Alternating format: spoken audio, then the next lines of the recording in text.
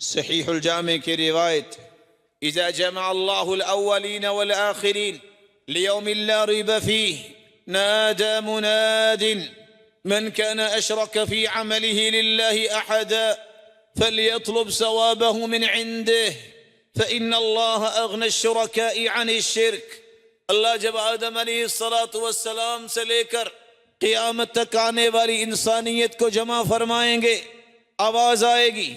جس نے اللہ ذوالجلال کے لیے عمل کرتے ہوئے کسی اور کو بھی راضی کرنا مقصود رکھا، فَلْيَطْلُبْ ثَوَابَهُ مِنْ عِنْدِهِ، آج اس سے ہی جا کے ثواب لے لے، اللہ کے پاس اس کے لیے کوئی اجر و ثواب نہیں ہے۔ رسول اللہ صلی اللہ علیہ وسلم نے اس لیے فرمایا تھا، سنن النسائی کی روایت ہے، اللہ کے رسول سے سوال کیا گیا کیا خیال ہے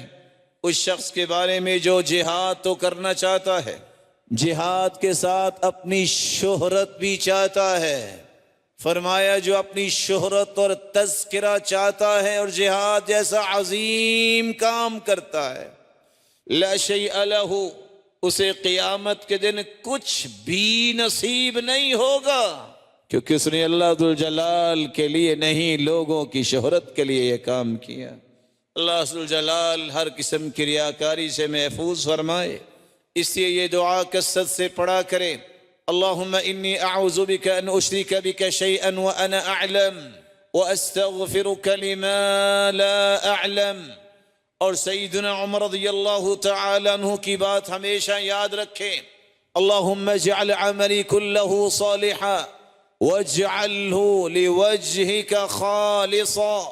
ولا تجعل فیہ لأحد نصیبا۔ یہ دونوں باتیں یاد رکھنے والا ریاکاری سے محفوظ ہو سکتا ہے۔